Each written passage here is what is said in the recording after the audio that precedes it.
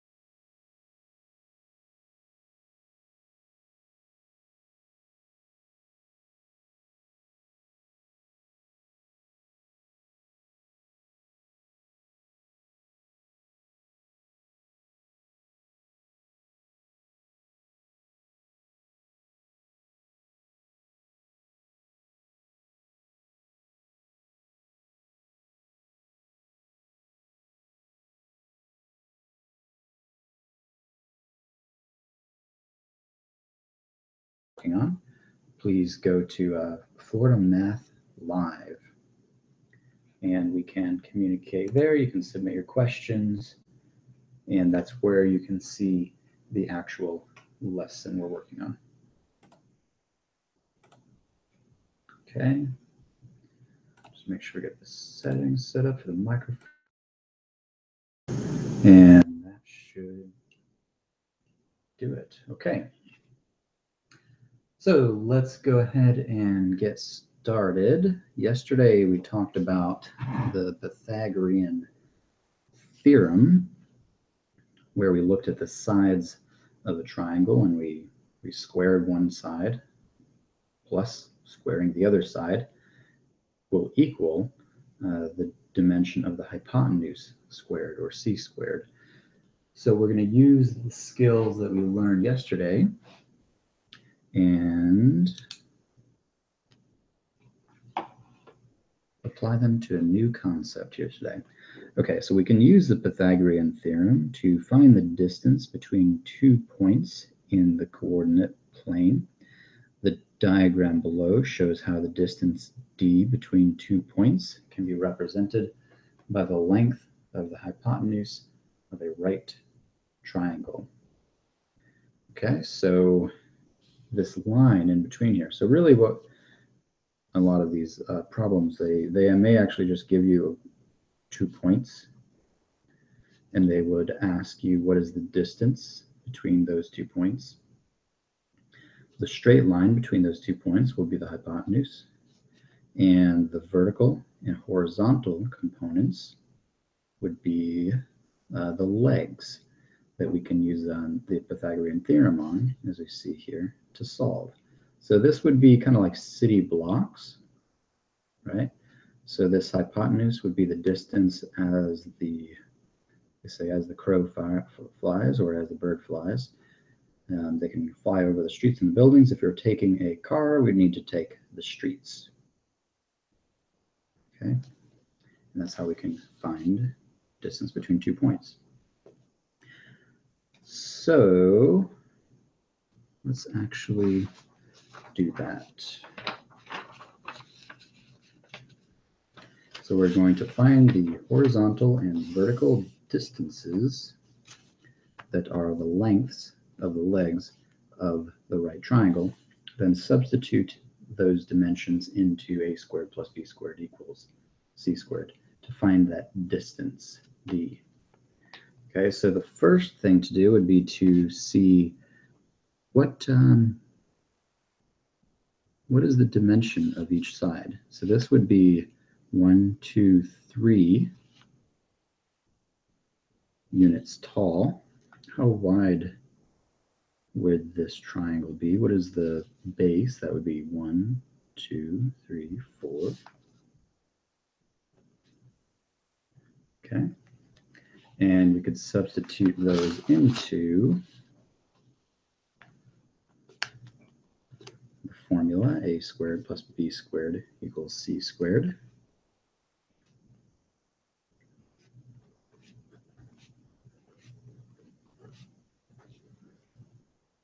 Okay, so I'll pick a to be the 4 here. B can be the 3. And D is what we're trying to find out. So I'll go ahead and substitute D in for C. And now we simply solve for D.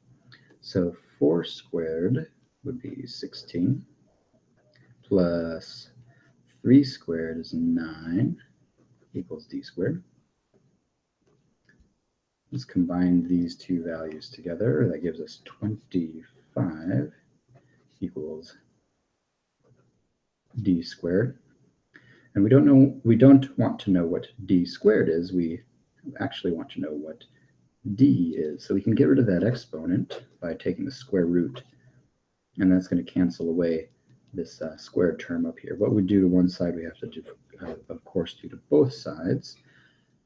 So what we're going to have here is square root of 25 is 5. Now, technically, when we do this, there's 2 ways we could reach 25, right? We could do 5 times 5 to get 25, and we could also do negative 5 times negative 5 to give you 25. And that's a property that when we take the square root of something, it's plus or minus 5 is the mathematical solutions. Since we're dealing with distances, it doesn't make sense to have negative 5 be one of our solutions. So indeed, 5 is the distance. Okay. I just want to take this quick detour because I want to dig a little bit deeper into each of these problems as we practice throughout the year, because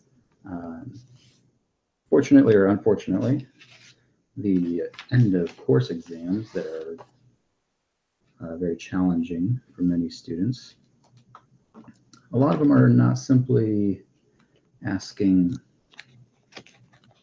find x, but they're asking why is this the solution, or how do you get there, or it's certainly a deeper level of thought that those EOC questions are looking for. So when I get the chance, I like to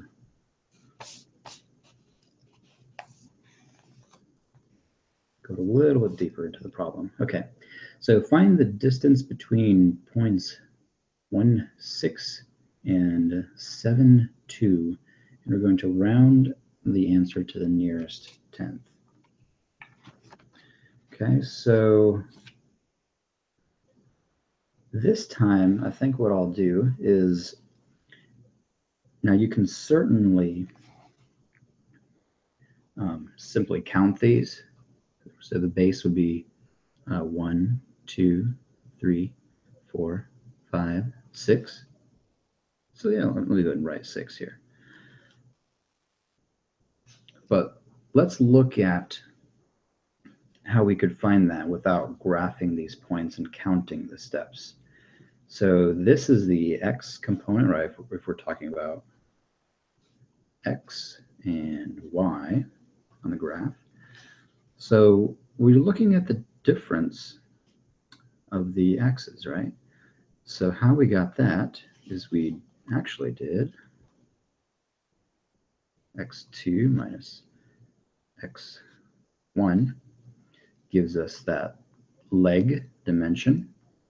which would be like doing 7 minus 1. That's how we get the 6. And as you can guess, we can do the same by looking at the difference between the y's. So the y2 minus y1.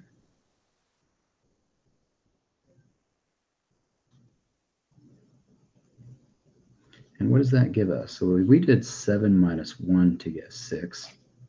Let's have a look at what we are expecting to get. So we're expecting to get 1, 2, 3, 4.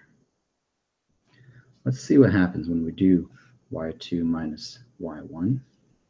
So that would be 2, because we chose this to be our second point if we follow the pattern, right? We don't want to twist those necessarily. So let's do 2 minus 6. Well, that gives us negative 4, right? If I do 2 minus 6. So we can't really, it doesn't make sense to have a negative dimension. So actually what we're doing, and it talks about this in the steps covered by the book as well, is we're actually looking at the absolute value. So these are not 1, these are absolute value bars, right? So if we take the absolute value, simply what is the absolute value does, think of it as a filter of sorts, in that whatever number you put in, it takes away the negative sign, okay? So if is there a negative sign to take away from 6? No, so that just ends up being 6. If we do the absolute value of negative 4, these bars take away the negative sign, so we get 4. Okay, so keep that in mind when we're working through these. We're actually looking at the absolute value of the difference of the components on the x's and y's that we're comparing. Okay. Oh, hello, Selma. It's good to see you. Thank you very much for sharing. And let me know if you have any questions, either on this material or on if you're taking any summer school classes. I can cover that at the end of this lesson as well. And let me know if you have any questions, or let me know your thoughts on the new FloridaMathLive.com. I think it makes a little bit cleaner of an interface rather than interacting on the posts on the page. Okay, so I think some people it's a little bit difficult to find the posts that we're going live on, and this I feel gives us the opportunity, if you go to the Florida Math Live, that you can post your questions at the bottom of that page, and that's the new spot that we're doing going forward to see what we're actually writing, is to check out Florida Math Live. And let me know if you have any questions, and I can help you with that. Okay, so we were halfway through this problem. What we did is we found these essentially the A and the B of the Pythagorean theorem. I'll write that formula down again.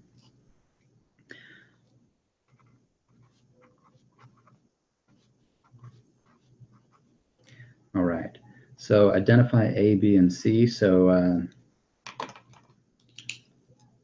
maybe I'll say that's one of our legs, so that can be A. And maybe I'll say that B can be the 6, the bottom of the triangle, right? And you could go either way,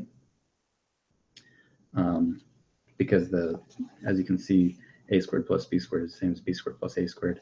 So the legs, it doesn't matter which one we assign. The important thing is to make sure, so I'll even do it a different color, is that C we assign to be the hypotenuse. And that hypotenuse is the side that's opposite of the right angle, is what you're looking for, okay? So that's what we're looking for when we're identifying these. Okay, so we said A was going to be 4. Okay, so that's 4 squared plus b we assigned 6, so that's 6 squared, equals, and what was our c? Well, c was this unknown. So I'll go ahead and plug in d, where c used to be in our formula. Okay, just do a little math magic here. 4 squared is 16 plus 6 squared. 6 squared is 36 equals d squared. Okay.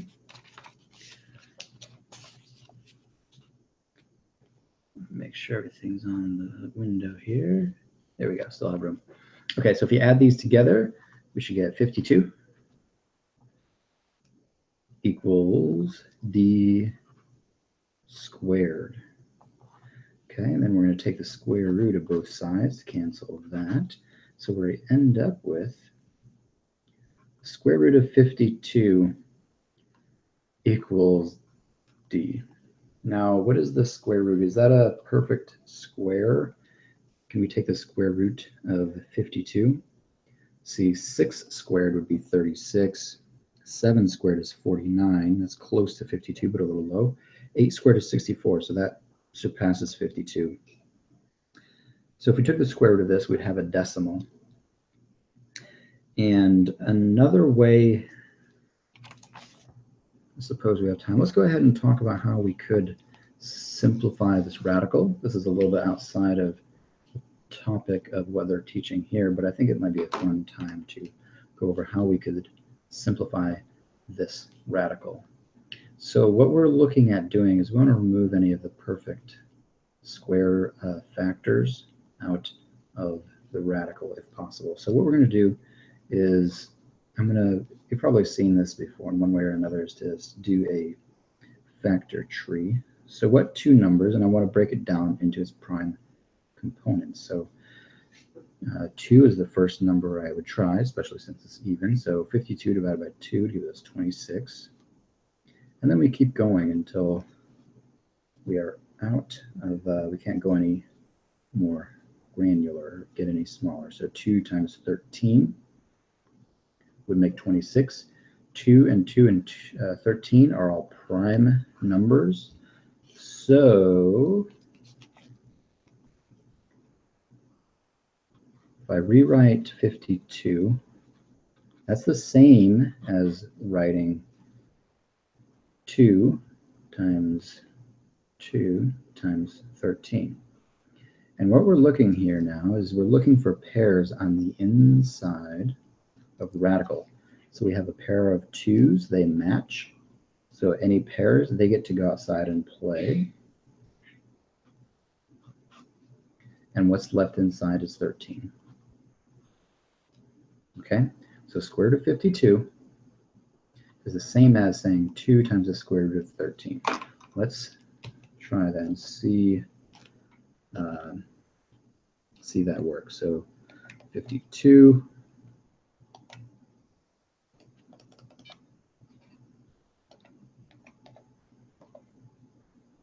right, that gives us 2 root 13. Okay, so this calculator, it simplified the radical for you. If you plug that into the calculator on the EOC, it would give you a decimal. Okay, so let's just see what square root of 13 would give us.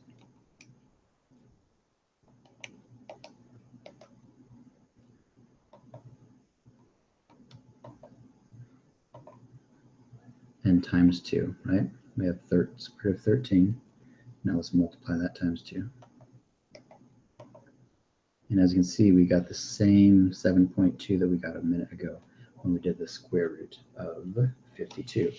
So that was a little bit outside of, they went ahead and just simplified it as 7.2 to leave it as a rounded decimal. That's okay too. I just want to take the opportunity to go over simplifying radicals. Guarantee probably have at least 2 questions on the EOC related to that. Okay, we'll put one more example up, and I'm going to actually give you a minute to try this one on your own.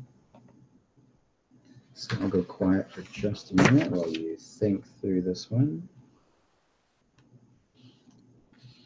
And here is actually specifying to find it to the nearest tenth. So go ahead and, oops, just gave away the whole answer, right? So see if you can find this to the nearest tenth, these 2 points. Now this is the first example so far that we haven't been given the graph to count the dimensions. So use the technique we used a minute ago, something with absolute value, and looking at the components. Okay. So see if you can figure out number 2.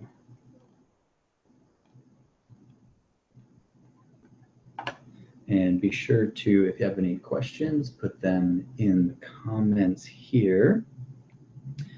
We're working through session 25 of our free summer math review.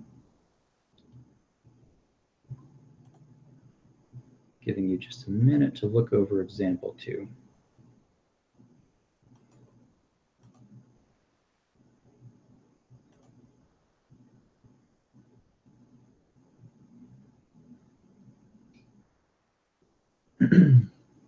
Okay, let's give this a try.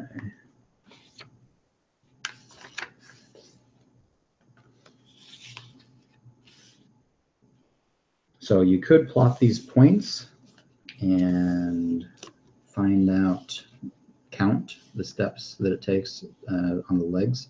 So you could go ahead and graph it and then just count how many steps we are working along the base for this leg and the side for this leg. But let's see if we can find it algebraically first.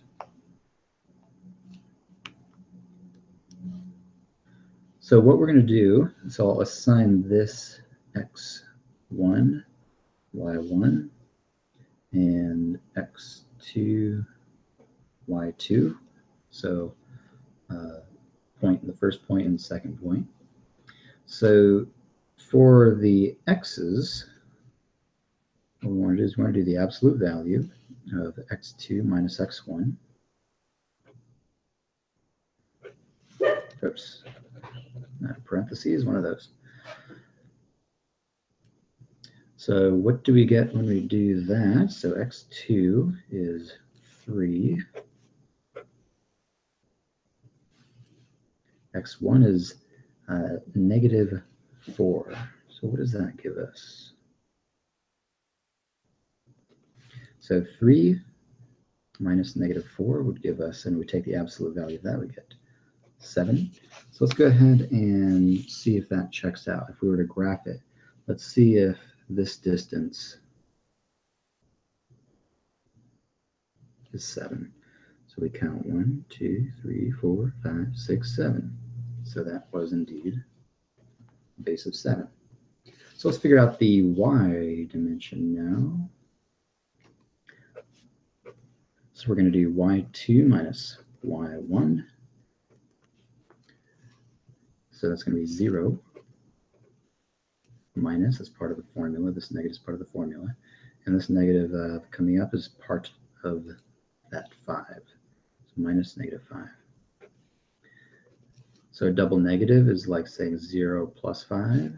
So then after you take the absolute value of 5, you get 5. So let's verify that we have a height of 5. So that's 1, 2, 3, 4, 5.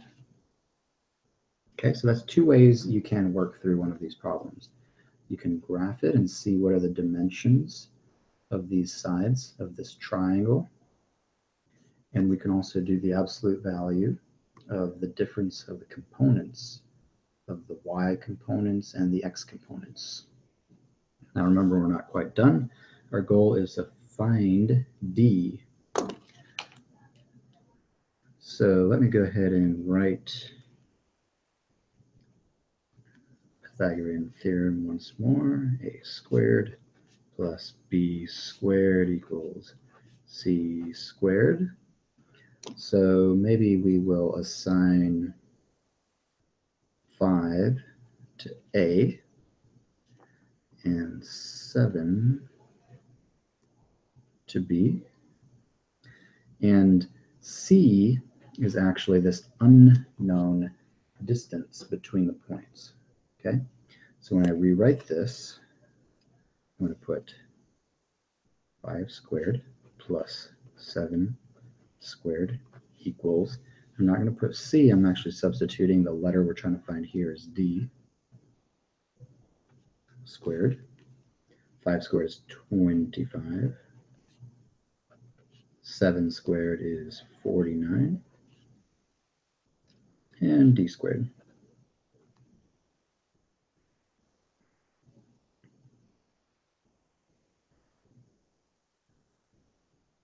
Okay. Now when we add those together, we'll have 74 equals D squared. And if we take the square root of both sides now, so we have the square root of 74 equals D.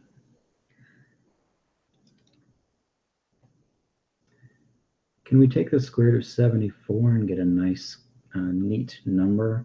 So 8 squared would be 64, 9 squared, 81. So it's going to be somewhere in between. And it did ask us to find a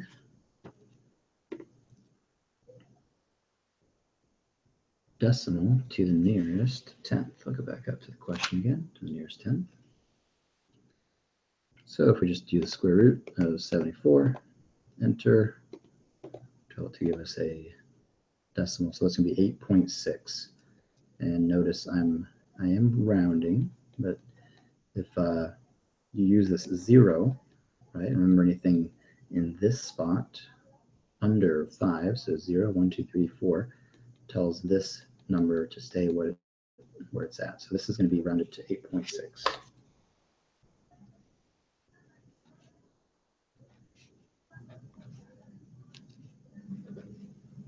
Okay. There we go. I'll leave this solution up for one moment. Check on the questions and we will move on if there's no specific questions on this. Okay.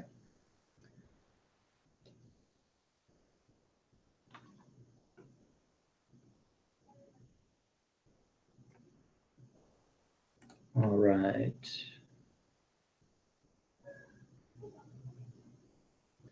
Making good progress. We'll do a couple more examples of this so we have a good base.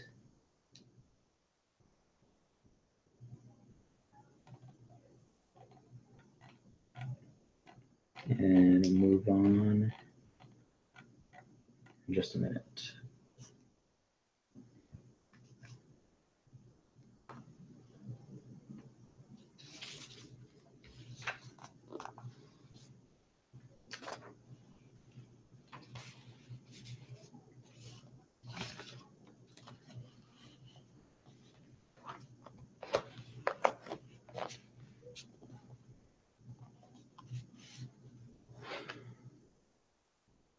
See if you can figure out this problem on your own for a minute. I'm going to leave it open just like that. I'll let you read it. First goal is to always read the question. The second step is maybe read it again.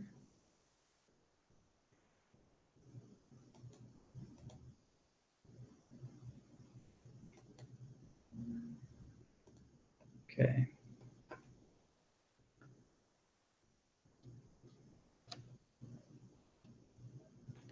All right, let's do it together.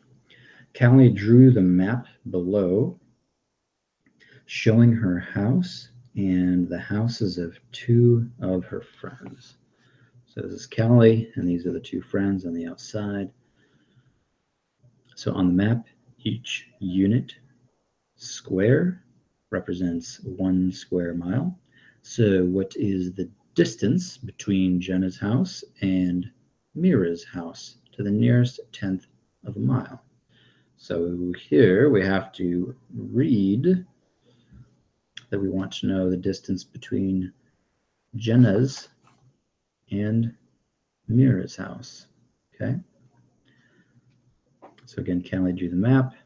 And so do we have a little bit of extra information here, right? So that's why our reading skills are important, to figure out what they're actually asking. So again, what is the distance between Jenna's house up here and Mira's house down here to the nearest 10th of a mile?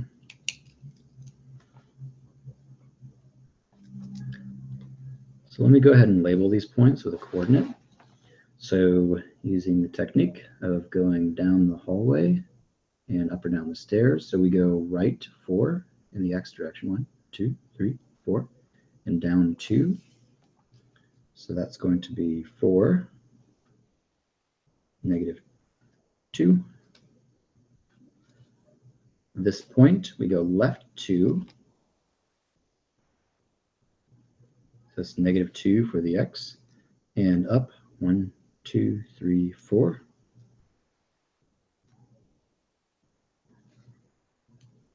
Okay. So be careful, we're dealing with some very similar numbers here, right? In fact, let me do this, and then maybe this will make it a little bit clearer. I'm going to make Mira green. How about that?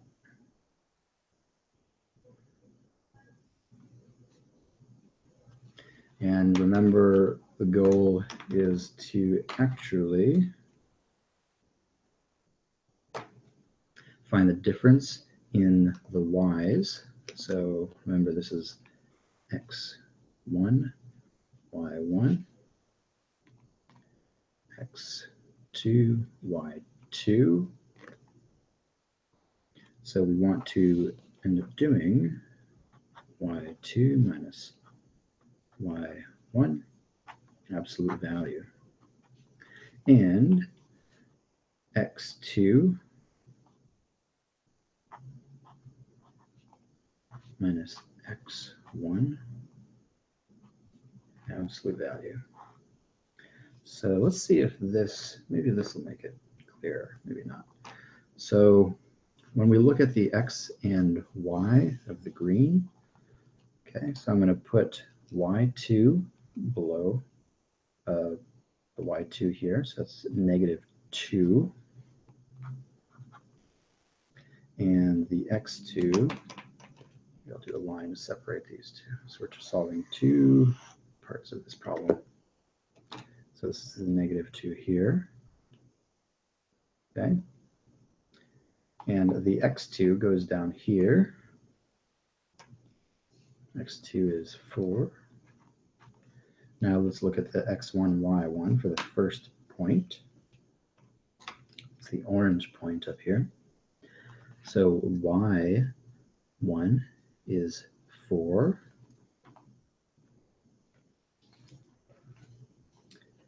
x1 is negative 2. Now I'm going to fill in this color the part that's just part of the formula. So the absolute value bars and this minus that was there before is part of the formula. So it ends up looking something like this. So if we have negative 2 and we take away 4 more, think of a number line, start at 0, go left 2, go left 4 more, we're at negative 6. Still have to take the absolute value of that though, and the absolute value of negative 6 is simply 6. And the now 4 take away negative 2, so that's like saying 4 plus 2.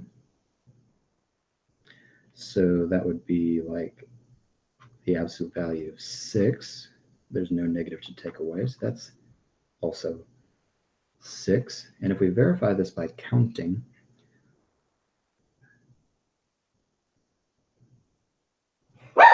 Okay. So we made a triangle out of points that we're trying to find. So this is that B that we were working on.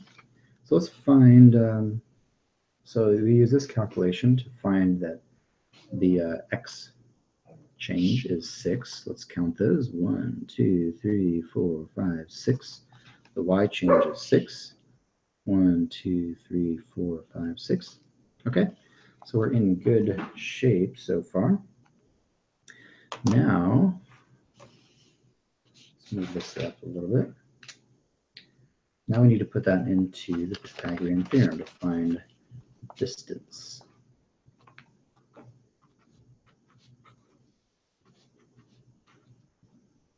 Six. C squared. Too many sixes on the page. So this could be A, this could be B, this could be A, that could be B. They're both 6. So 6 squared plus 6 squared equals D squared. So we have 36 plus 36 equals D squared. Let's put these together. It gives us 72. Now we take the square root of both sides.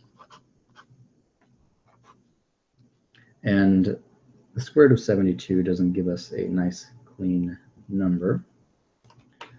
So if we put that in the calculator, it's asking us to round to the nearest tenth. If we look back up top, round to the nearest tenth. Let's give this a try.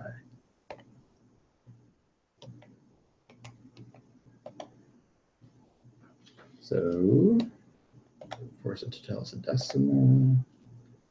Okay, so we're going to look at the tenths place, and to decide whether this stays 4 or goes to a 5, we look to the number to the right. 8 is above 5, so 5, 6, 7, 8, 9 is going to tell this to go up. So this rounded becomes 8.5.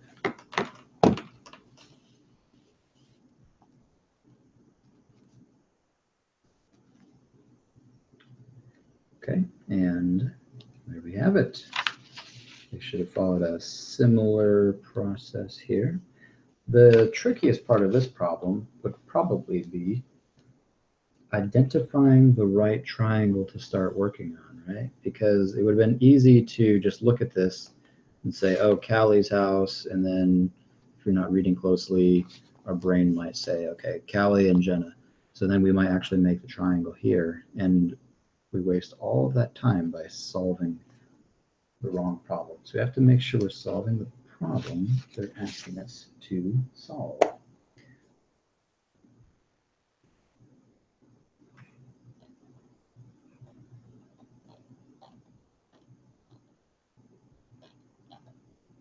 Okay, so let me leave this next example up for you to have a look at and try on your own. This may be our last example working together. Let me know if you do have any other questions either on what we covered today, what we covered last week, or maybe a summer class that you're finishing up. So let's see if you can figure out example 4. I'll be back in one moment.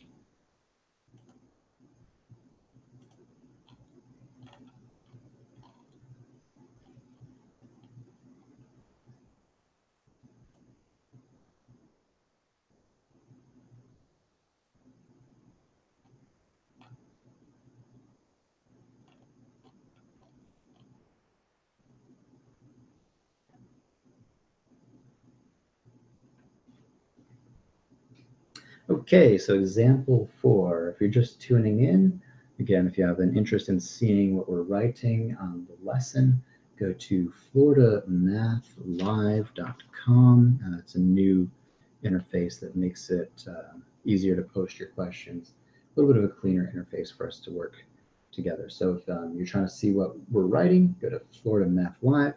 Otherwise, if you have any general questions or any questions at all, you can put them in the comments here. or at Florida Math Live, either one. All right, so let's work on finding the perimeter of this trapezoid. All right, so there's 4 segments, right? So we have BC,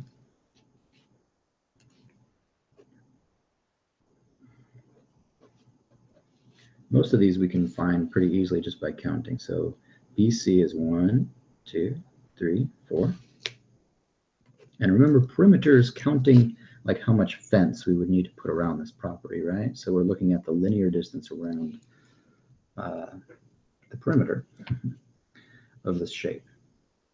AB is 1, 2, 3. We also have AD is easy to find. Count 1, 2, 3, 4, 5, 6. Right? So we need to find CD. And if we add all of those up, right? If we're to add all of these up, we would have the perimeter, but we need to find CD first. So we can do that by essentially finding the distance from C to D, right? And to do that, we can use, again, the Pythagorean Theorem.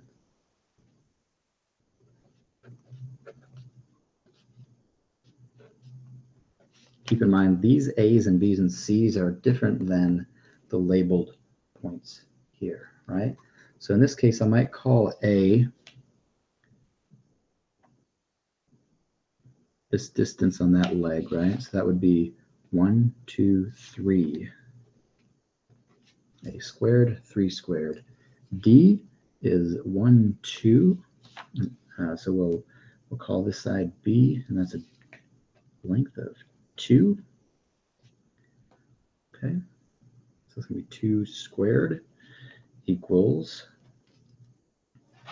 and we can leave that as maybe we'll call it L. Get fancy. Call it L squared. Could be anything, doesn't matter. So 3 squared is 9, 2 squared is 4, equals L squared. Put these together.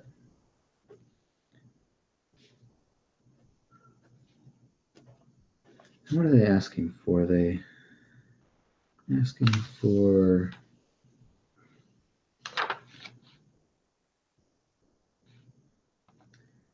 checking if they wanted it in find the perimeter of the trapezoid.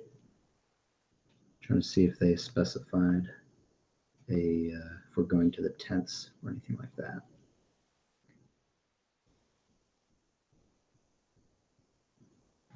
Okay, so let's find the square root of 13 to the nearest tenth.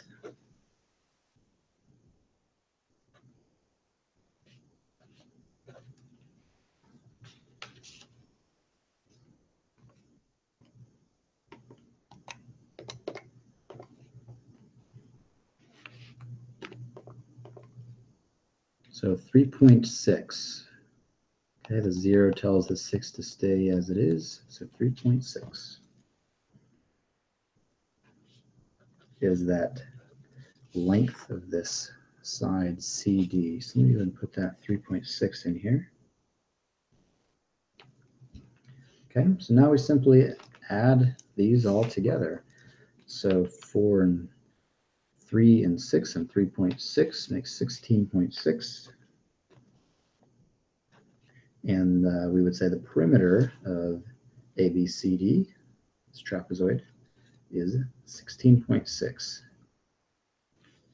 About. We did round to the nearest tenth for that one side over there. Okay, fantastic.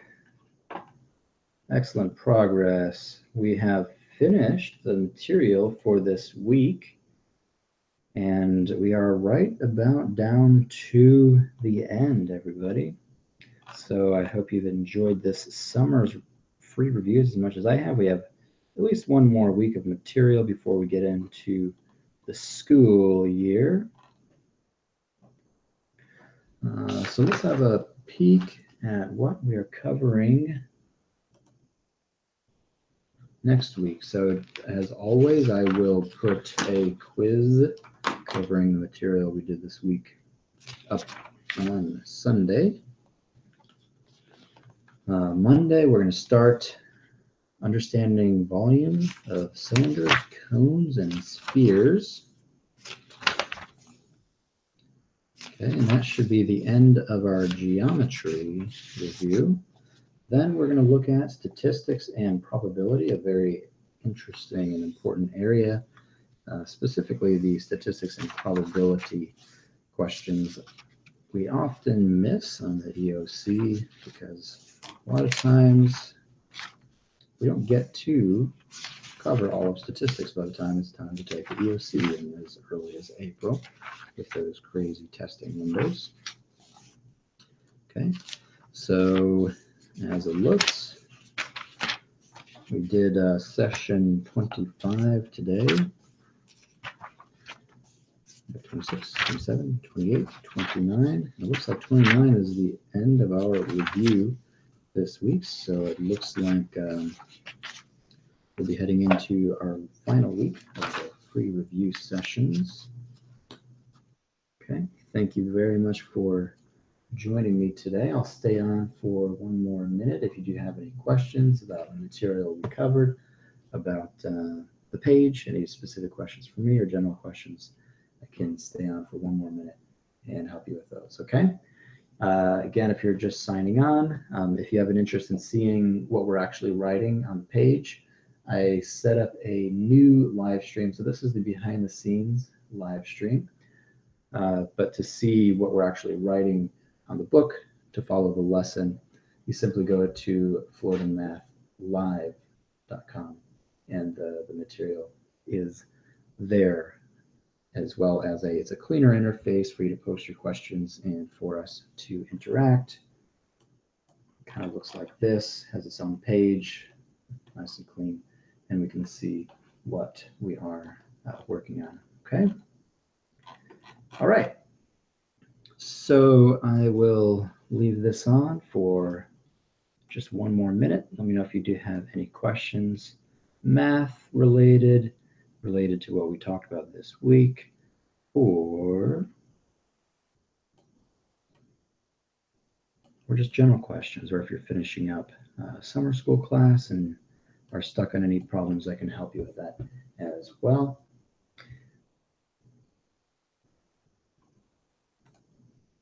Thank you very much for everyone's participation. Very excited to cover this material with you. And thank you very much. Have a good evening, everybody. Bye-bye.